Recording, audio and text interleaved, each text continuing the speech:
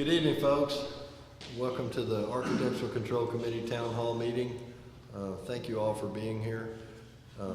3 of the 5 candidates were able to be here tonight. Mitchell Oxman, Dwayne Swanky, and Judy Walton, and we'll be taking them in alphabetical order.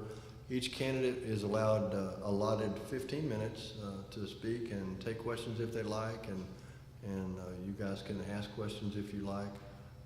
We are videotaping tonight, so just so you know that. The video will be on the website probably midweek next week. Robert, yes, sir. could we possibly have a time where all the candidates are up there and we can direct questions to all the candidates at one time and see how they answer those questions?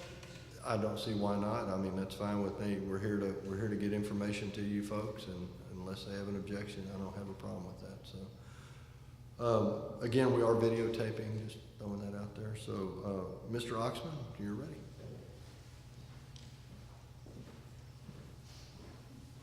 Good evening.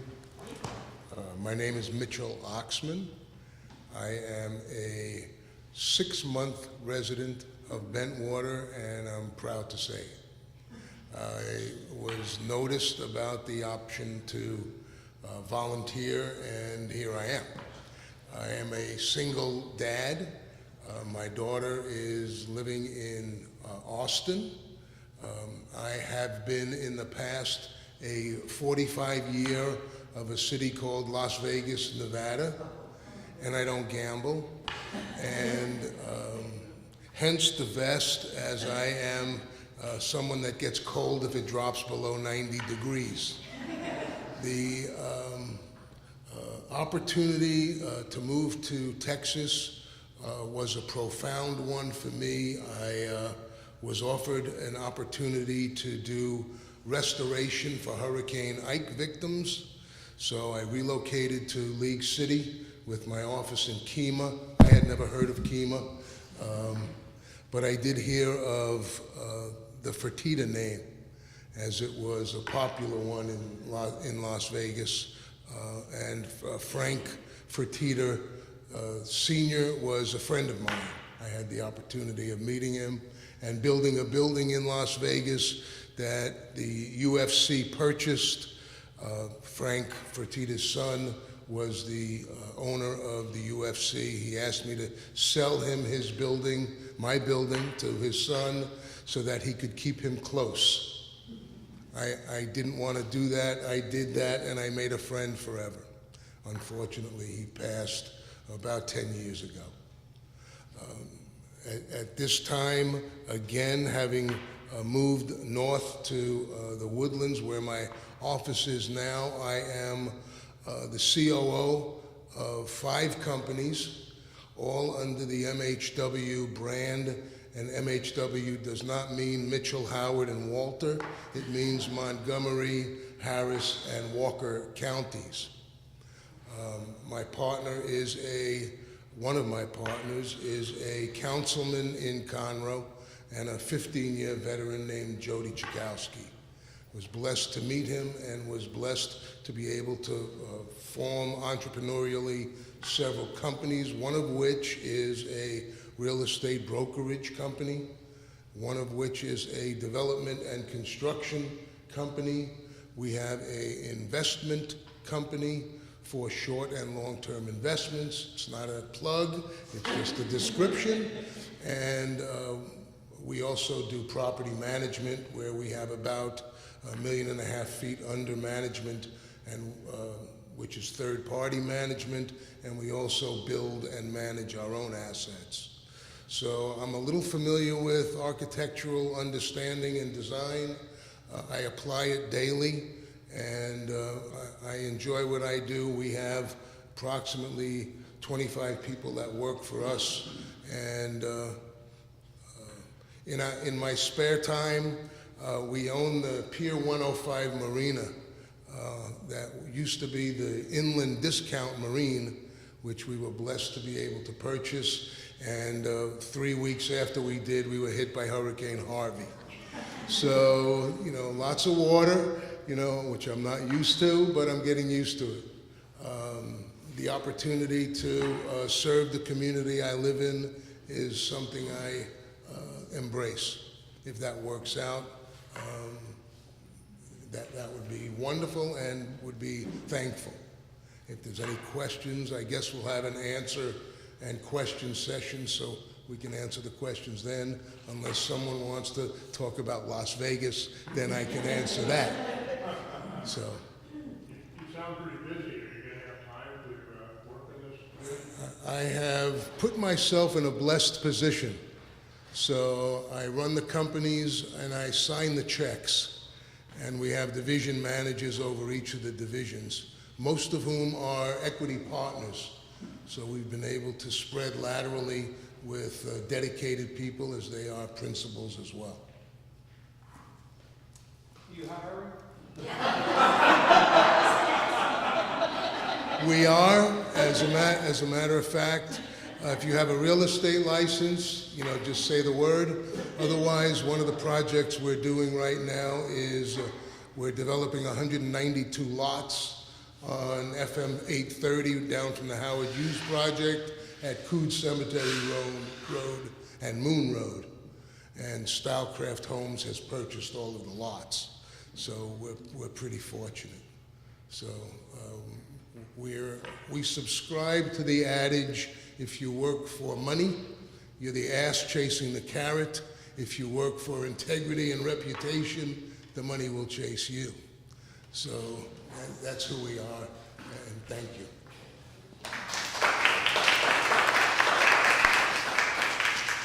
Thank you, Mr. Oxman. The next candidate tonight would be Dwayne Swank. Thank you. My name is Dwayne Swanky. I've been a property owner in Bentwater for 3 years, resident for a little over 2. We moved up here from Spring. I've had a couple opportunities to work with ran for the board last election, didn't make it, but I was able to work with the board on the building program for the new building, which I think we did great work there. Some may disagree, but it was an opportunity to serve the community. I have 38 years experience in construction in and around the Houston area, ranging from building the Woodlands Pavilion to hospitals to schools and churches. Just completed a 2-year project that was a near 80,000 square foot church, $20 million facility on the east side of Houston. Recently, before I turned my resume in, or right after I turned my resume in, I accepted a position with a local general contractor in Conroe, which is going to afford me the opportunity to be able to be available for meetings and to carry on duties of Architecture Control Committee member. So, does anyone have any questions what I'm about or what I do? Just a little bit. I deal with plans every day, specifications, so I'm real familiar with that. What was your position in these companies in the development of the hospitals and the Hughes buildings? What did you do?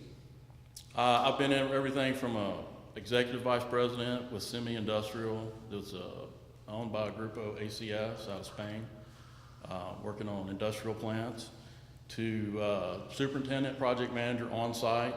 The church project I just completed, I did everything. I was project manager, superintendent, I ran the entire job. I had one helper, and the architect wasn't involved. We just had to make decisions without him so that we could get on with the project. And they're happy. They've moved in and they filled the parking lot, so it's great. Any other questions? Wayne? Yes. It's my understanding, and if I'm wrong, tell me, that the elected officials have people who have abilities, such as engineers and things of that nature, that they consult on the programs. In other words, we have paid helpers that are part of the Architectural Control Committee. Is that correct, or do I have a... My understanding, Belial Engineering is involved with the Architectural Control Committee. Yes, that would be it, yes. So there is one paid. One paid Yes. person that we consult? Firm, Belial, I don't know how that works out, but that's been my understanding even before Robert confirmed that, but, okay. Any other questions? I'll give you a little bit about what I would like to see done. There's a lot of houses being built that I've seen that are questionable. There's a lot of wood on them, things like that. I don't think they conform to the architectural design in certain areas in Bentwater. This is something that, I would like to see looked at a little closer. Some of the things being done on the sites, hidden things, dealt with it myself with a builder that I had. So I know that even building spec homes, that they put the cheapest thing they can into them and then try to flip them for the maximum profit they can do. And I don't know that that's good for Bentwater. That's something that I think needs to be explored. Maybe reel it back, maybe pick contractors that are, or builders that are more upscale than some of these cheaper houses that are being built by some of these people. That's pretty much all I have. If there's any other questions? Nope. Thank you.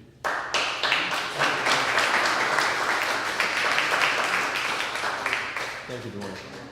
Just to answer Earl's question so that we're all clear, there is one person that is paid for a variety of things, one of which is assisting with the Architectural Control Committee, John Blyle of Blyle Engineering. Some of you may be familiar with him.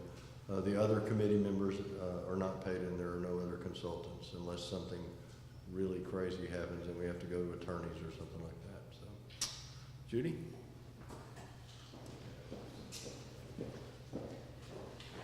Good evening. I'm Judy Walton Jones. Recently married about 18 months ago. My husband Peter Jones is here, and we've originally lived in a home that he had purchased here in Bentwater, and I was in the process of building homes when I met him. And one of the homes, the last home that I built, we decided to move into it. So I've lived here about 18 months, but if you go to my previous lives, I've lived here off and on since 1990. I'm from California. I was one of the youngest women in Sacramento, the only woman in Sacramento area to obtain a California General Contractor's license. And I have been involved in residential home building and land development my entire life, which has been a long time.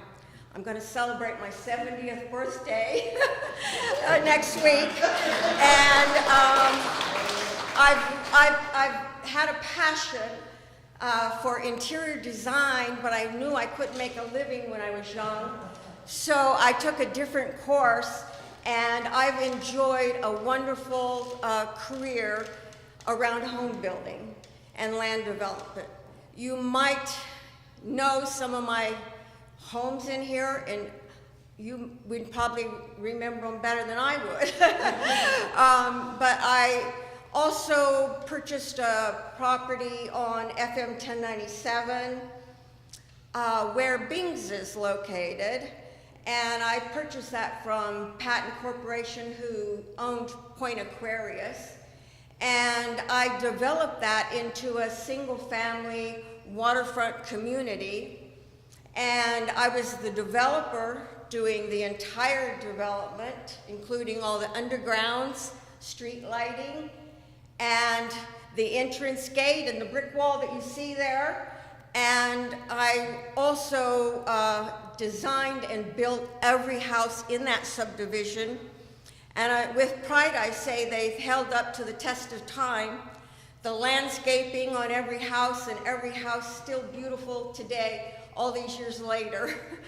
I came up to Bentwater and became a Bentwater builder. At that time, they did have 5 select builders.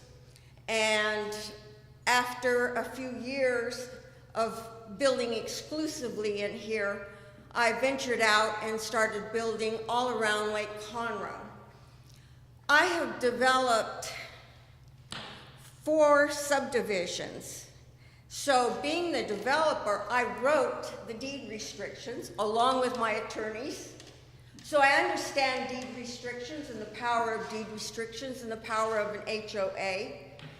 And I also did a little time at the city of Houston, and I managed structural building inspectors, both commercial and residential.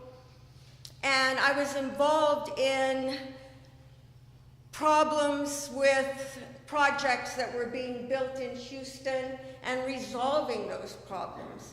If there's a problem, there's always a resolution that just requires common sense and people to sit down and talk it through and work out the best path forward. I'm running for this office because I respect all the homeowners here, and I respect your ability as an educated homeowner to hire a contractor who's going to do the project that you want him to do, taking into consideration price, but also taking into consideration his qualifications and how he's going to finish the job in a timely manner. And it's going to meet all of our architectural control requirements. So, unlike Craig, I differ a bit. I think every section in Bentwater, I consider this like a small town. You have people of different economic standards and houses with different personalities and things. And I don't think our job is to take a sledgehammer and hit people over the head, but our job is to guarantee to you that the homes meet the Architectural Control Committee requirements, and I'm going to entrust in you that you're smart enough, intelligent enough to hire contractors of integrity.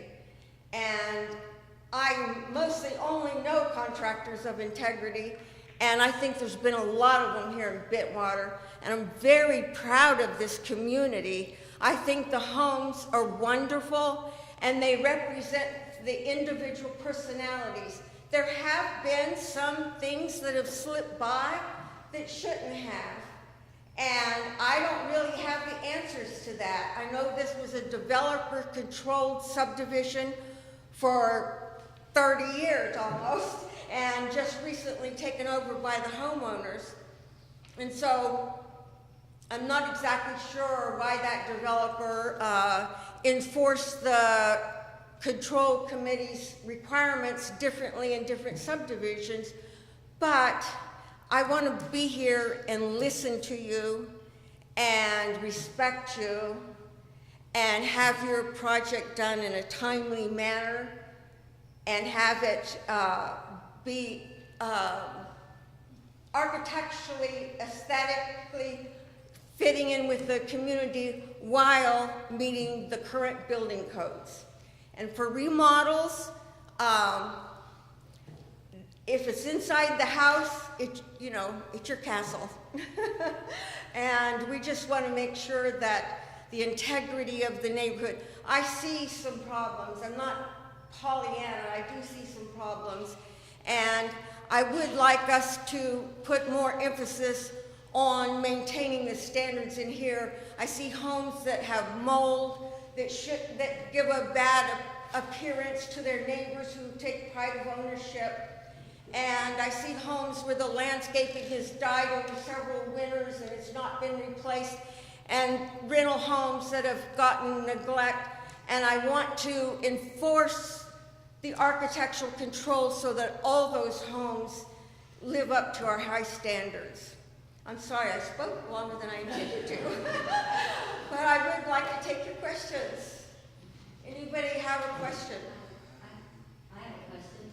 You say you're building homes out here in Bentwater, so you've had a lot of interaction with the POAs, I would assume, and submitting your plans and getting them okay, so you really worked with the former architectural committee. Yes, I submitted plans, even though I was a so-called preferred Bentwater builder.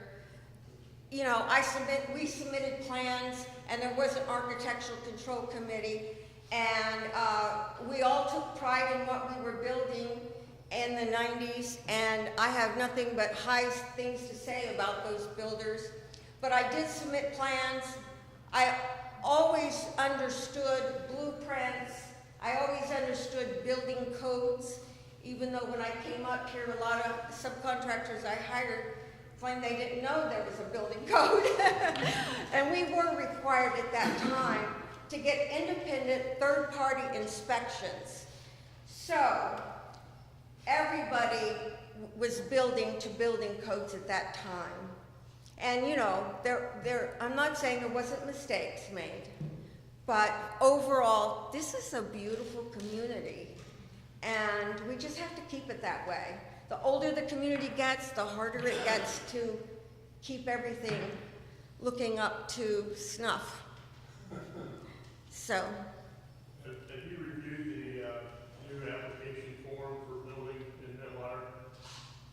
well, the last home, I built several homes in here recently, and so the last home plans that I submitted was probably 2 years ago, and it was under the new homeowner architectural control where they went over and redid the deed restrictions, and I'm familiar a little bit with it.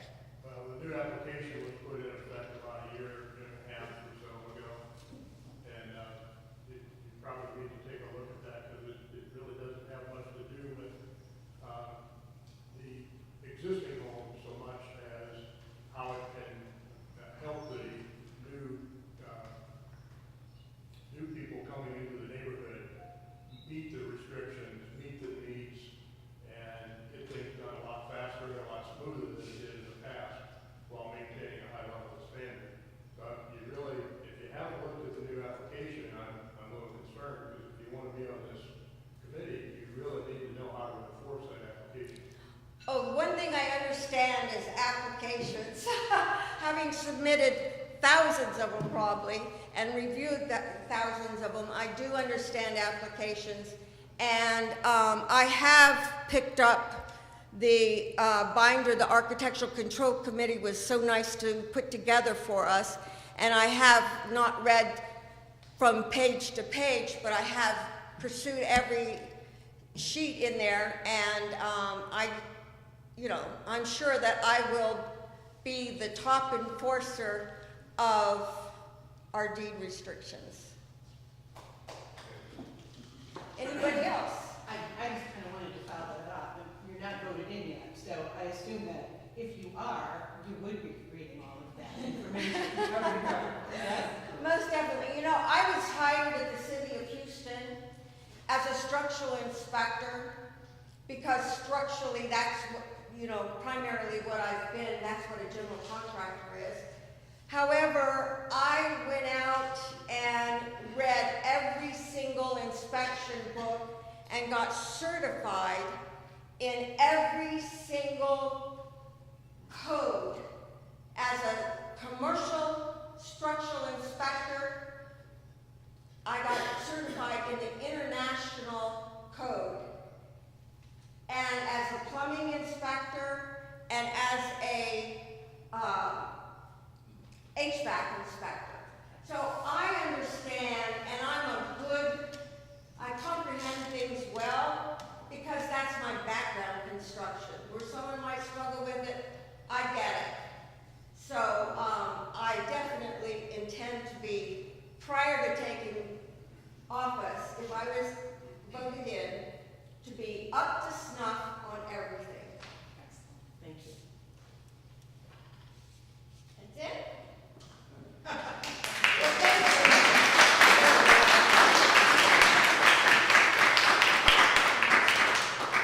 Thank you, Judy. To Earl's point, if there's somebody here that would like to ask a question of everyone, I guess if you guys don't mind standing up and being ready to take a question. And Roger, I got one for you. for me, oh nice. I'm not running. When we moved down here, it was 07, I guess, they only had approved builders. And if you were going to build a home here, they had to be an approved builder. And I think that policy's been done away with. Am I correct? Yes, the state legislature did away with that policy. your property, you can hire who you want, is basically what they said. Yes, sir. Okay, any questions for the committee? Yes, sir. I think the big gorilla in the room for a lot of people is the flow of water from one property owner's property to another. How do you intend to reconcile what our guidelines say with what Texas law says? Exactly what I'm saying. So I think that's an excellent question, and I volunteer to answer it. Step over, step over. The number one concern in Bentwater always, since the beginning of time, was drainage. And this subdivision is been in violation and is today in violation of the Texas laws for drainage. So originally, subdivisions, when they're developed, your engineer develops it to a padded lot, and it either has drainage designed in the entire subdivision plans for each lot. And the lots are supposed to be either A-type drainage going to the front street, B-type drainage going to the back if there's a creek or something there, or AB, where it goes both directions, but it cannot drain onto the neighboring property. That has never been enforced correctly in this subdivision, and now, all these years later, we're paying for that, and it can be addressed reasonably with common sense, but it needs to be firmly addressed with every application for a new build. And hopefully these people will work in conjunction with their neighbors of the existing properties so we can resolve drainage problems here. Thank you. Thank you. Dwayne, you want to comment? Well, I mean, I agree with what the state law says, you can't drain onto your neighbor. I mean, you have to drain it to your positive, it has to go to the street or to your drainage system within the subdivision. You're not allowed to shed your water onto your neighbor. That's, you know, we have to deal with that even in the commercial side. You have to take it to a certain location. It can't be, you know, pushed off onto your neighbors. And what do we do with those homes that were approved in the past and drained either onto their neighbor's yard or they drain onto a golf course? How can we reconcile that? I don't know who made all those decisions in the past, but I think it would be reasonable to, if a neighbor's getting water from their neighbor, to go to their neighbor and say, look, you cannot shed your water onto me. You're gonna have to do something about it. And maybe they can work together to do that. That's good for you, litigious. Yeah, no, I understand. But I don't know how else you do it other than they're in violation of state law if they're putting their water onto your property. No matter who approved it. I have a golf course draining on mine, and one of our friends has a golf course draining on theirs too. Yeah, I can't speak for They that. drain, well, That's a POA deal. Let Mr. Oxman. If you're not, Yeah, come over to the microphone. I imagine there's an advantage to being new here. I've heard and lived in the problems that make no sense, that you can actually have homes flooding out that were built incorrectly. I think the laws have to be made to coincide to the CC&Rs. What's been done in the past, I think the homeowner has to bear some burden of that. I think the association has to bear some burden of that, and perhaps together you get to the results that's needed. I'm here 9 years. The first 5 years I've had 500 year, and Noah Ark events. So it makes no sense to me that anybody can build subordinate to the level of above the flood line. So through investigation and research, I think it's a civil engineering issue, it's a flood control issue, and it has to be dealt with under the auspices of Texas law. Anyone else stay here? Next I question. I have two questions. One is from somebody who couldn't be here tonight, but I'll ask mine since it's on the vein of this, and I'd like to hear all of your opinions briefly. One is two friends in the neighborhood who both have recently had homes built next to them that were built at higher elevations than their original plans called for per the architectural committee. One was raised a foot, and now their new neighbor is flooding their property, and they can't seem to get any recourse. My question is, what qualifications, educational background, experience would give the architectural committee the ability to have somebody have to raise their foundation a foot? I can't answer the education issue, but anyone that would approve to the detriment of the neighbor should be spanked. Okay, but you never have the same money. And I think that the person that's of a higher elevation draining on the neighbors really should financially be responsible. But they were told to do it. So how can it be their responsibility? You got a different problem. I don't even put into your thing there, but you got more than just what she's saying there, because you have people that built incorrectly before, and when you come out and you build a code now, you're above their grade. So if I build a 2% grade coming from, if it's an A lot or a B lot, I'm flowing from the front or flowing from the back, my neighbor is not. So me being under code puts me in violation of state code of flowing water onto their property. But I'm the one that built right, they built incorrectly. That's exactly right. So you gotta look at this is not a static answer. And this is something that I truly believe, that every time a builder comes in and does architectural control committee, instead of just submitting an application and the architectural control committee sitting in a glass tower and looking at it on a piece of paper, get involved with the builder, go out to the job site as a committee, to the job site, and y'all talk about it. Look at it and say, look, we're gonna go against what this code is because you're gonna flood that neighbor, you're gonna flood that neighbor, and this water's gonna flow incorrectly. And most of your lots are gonna be A, B lots, not A or B lots.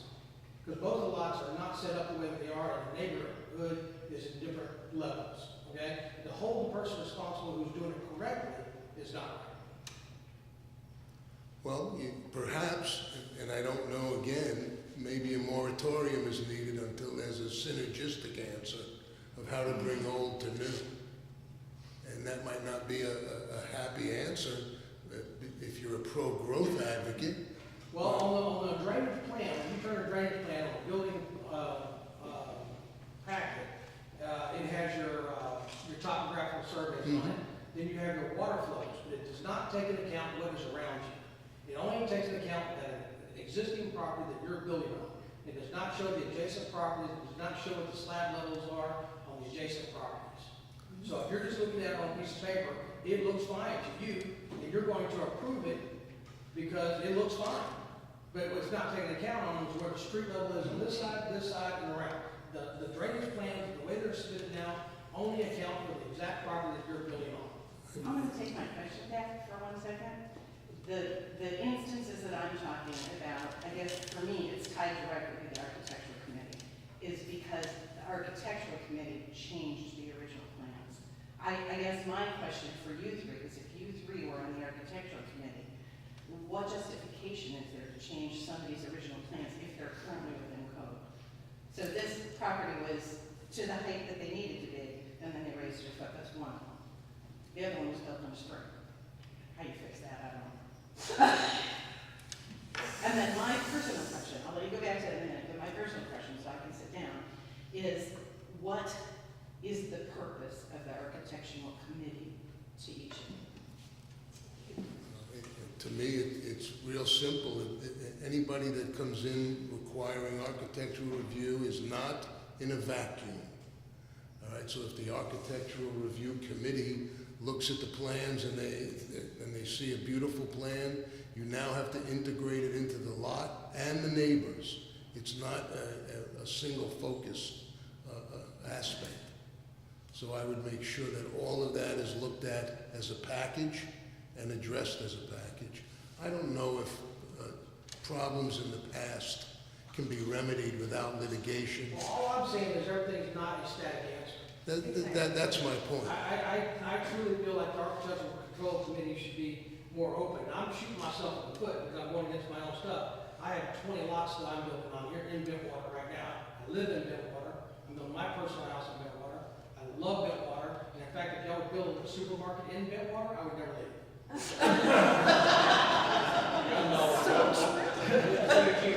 I absolutely love Bentwater. I do have a few problems with it. So when you're going to the Architectural Control Committee, I feel as a builder, y'all should be in a room. I come into that room and present my packet to the whole committee at one time. So if you say, no, you got a problem with something, I can address you right there. And then we have a problem, we go out together to the job site and let's look at it. Let's put some common sense into looking at the plan and saying, this is gonna work, this is not gonna work. So, Please. the plan, Architectural Control Committee changed its requirements on drainage approximately a year and a half ago. And they require a surveyor to come out to the property and do what is called a topo survey. And that's more expensive than just telling you where your corners are.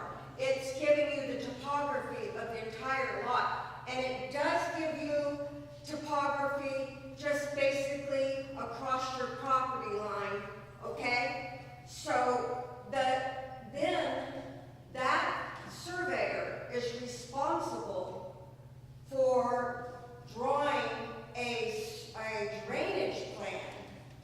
And he's an engineer, so he's responsible, he's an engineer. He's better than my eyes.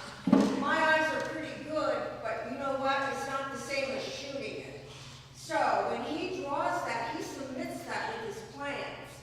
Now, it's our responsibility to go out and look and verify that what he's got there and to see if there's any additional older homes that will be impacted by what he drawn.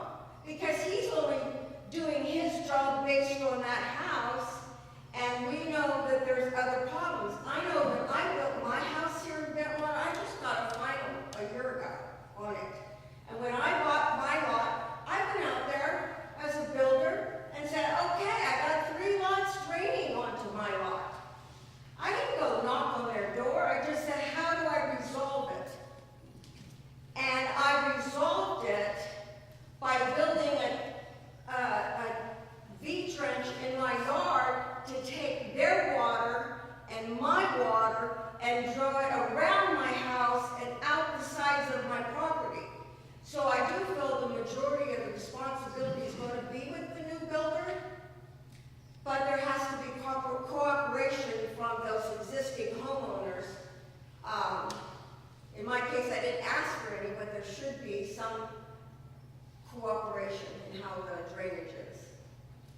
But I know that there's tight restrictions right now on drainage in place, and I think if they're enforced, they're going to improve the drainage problems here in Bentwater. Is the slab elevation still above 207? 207 and above, correct? That I believe is accurate. Or let's say the minimum elevation is 207. Okay. Yeah, because I was concerned in already. That was good. What it means to me to be on the ACC is I believe that we're here to protect everyone's investment in the community, that everything should conform to what's in the deed restrictions. If there's question what's submitted, then I think it needs to be discussed at that time with whoever the builder might be or the homeowner, if that's what they've designed and what they want. Like I said earlier, I'm seeing a lot of hardy plank, and we know what's going to happen to that. Okay, I think the harder surfaces, the stone, whether it's ephes or stucco, and the brick are the way to go. That's what, to me, creates a higher standard for building. So I believe that we're here to protect everyone's interest and investment in the community.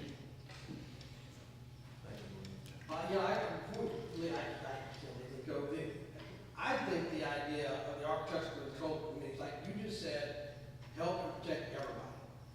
instead of being so quick to, I haven't had any plans disapprove or anything. Eric has been wonderful.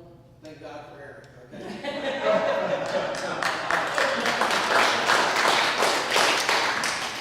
I think that we should have a more active architectural control committee interacting with the builders and having conversations with the builders.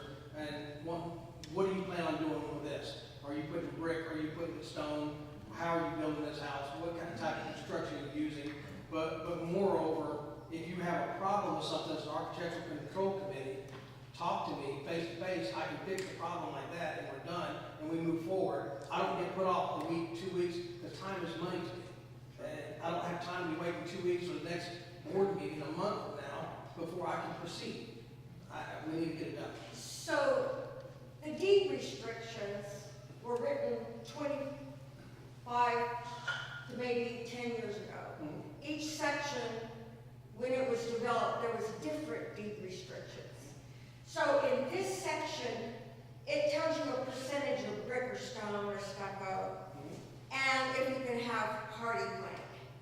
And so you can't just paint the whole subdivision with one brush. We can't go back and redo the deed restrictions. We have to enforce the deed restrictions as written, stir in some common sense and a little bit of education on what it would take to make that a better project. But we can't, we can't dictate. This isn't a dictatorship. This is law. The deed restrictions are recorded in their law, and we have to enforce them. Now, some of them may be in violation of state law or county laws, and definitely in the case of drainage, I don't know why a house would be built a foot higher. It doesn't make common sense, does it? You say, why? That should be a simple answer, okay? But we need educated people who can look into it and answer you in a timely manner. The first time you raised that question, I should have been able to answer it if I was on the board. So that's what we need to do when we represent you. We represent all of you. We got to give you answers.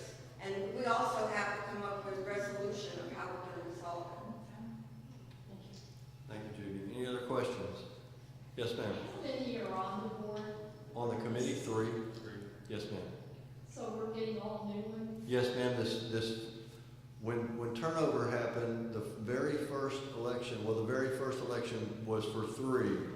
And so this election will be 3, but the board had the authority to change it for next time, where there'll always be a rotating board, so there'll always be somebody left that has some experience for the new person. That is not the case this time. All 3 chairs will be filled. Well, Terry is on board now. The committee. I mean, you're on the committee. Yes, but there are three openings. Right. But everybody who's running isn't new to committees in Bentwater. Yeah. Say that again, I'm sorry. Well, no, just these 3. Yeah. Just, yeah. All of these 3 are new. Terry Bowie is currently on the committee and he's running. So. Any other? Yes, sir. I didn't understand the names of the people that are running. Are any of them on the board right now? On the Architectural Control Committee? Yes, sir. Terry Bowie is on the Architectural Control Committee and he is running. He is a candidate. He just couldn't be here tonight. Terry Bowie. And Tom Yes. Watkins. And Tom Watkins is running, but he is not on the committee at this time. Okay. Any other questions? This is your big shot.